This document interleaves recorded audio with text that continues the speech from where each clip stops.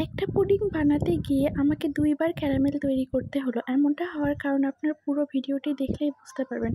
তো আসসালামু আলাইকুম, হ্যালো এভরিওয়ান, কেমন আছেন আপনারা সবাই? আশা করছি যে যেখান থেকে আমার ভিডিওটি দেখছেন আপনারা সবাই অনেক ভালো আছেন এবং সুস্থ আছেন।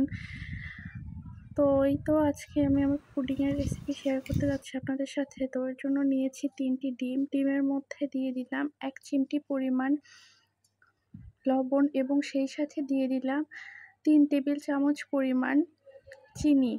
এরপর একটা হ্যান্ড হুইস্ক দিয়ে ভালো করে নাড়াচাড়া করে মিশিয়ে নিতে হবে। এরপর এর মধ্যে দিয়ে দিলাম ১ চা চামচ পরিমাণ ভ্যানিলা এসেন্স। ভ্যানিলা এসেন্স দিলে পুডিংয়ের মধ্যে সুন্দর একটি ফ্লেভার অ্যাড হয়, যার কারণে পুডিং খেতে অনেক বেশি মজা লাগে। এরপর এখানে দিয়ে দিচ্ছি আগে থেকেই ঘন করে জাল দিয়ে রাখা দুধ। এখানে ১ লিটার দুধ জাল দিয়ে হাফ লিটারের চেয়ে কম পরিমাণে করে নিয়েছি।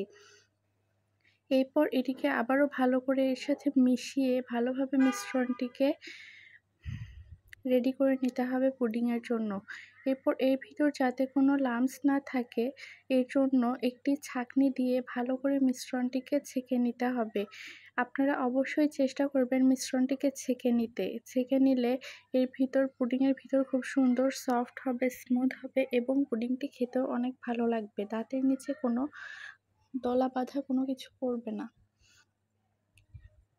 এরপর ভালো করে ছাঁকনি দিয়ে মিশ্রণটিকে ছেঁকে নিয়ে এরপর যাব ক্যারামেল তৈরি করার জন্য। ক্যারামেলের জন্য এখানে আমি নিয়ে নিচ্ছি ২ থেকে ৩ টেবিল চামচ পরিমাণ চিনি।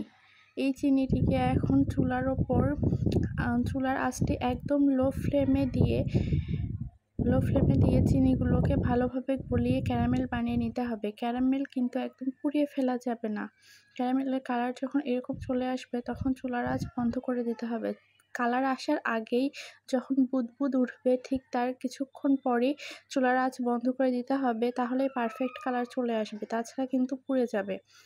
এরপর ক্যারামেলটা যখন বাটিতে সেট হয়ে যাবে সেই মুহূর্তে আগে থেকেই তৈরি করে রাখা সেই পুডিংয়ের মিশ্রণ এই বাটিতে ঢেলে দিতে হবে। যেহেতু আমি এই বাটির ঢাকটা খুঁজে পাচ্ছিলাম না, সেহেতু আমি আবারও অন্য একটি পাত্রে ক্যারামেল তৈরি করে নিয়ে এই বাটির মিশ্রণটি সম্পূর্ণ ওর মধ্যে আবার ঢেলে দিয়েছি। ঢেলে দেওয়ার পর এই বাটির ঢাকনা লাগিয়ে এরপর একটি ফ্রাই প্যানের মধ্যে একটি স্ট্যান্ড বসিয়ে নিয়ে তার মধ্যে বাটিটি সেট করে নিয়েছি। এরপর এর অর্ধেক পরিমাণে পানি দিয়ে দিয়েছি এবং চুলার জাল একদমই লোতে রেখে ৪০ মিনিটের জন্য এটিকে সেদ্ধ হওয়ার জন্য রেখে দিয়েছি। এরপর ৪০ মিনিট পর ঢাকনা খোলার পর এটিকে ঠান্ডা করে ফ্রিজে রেখেছিলাম ২ ঘন্টার জন্য। তারপর ২ ঘন্টা পর এই তো আমার পুডিং এখন রেডি। অনেক নার্ভাস লাগছিল যে কালার পারফেক্ট হয়েছে কিনা, পুডিং পারফেক্ট হয়েছে কিনা।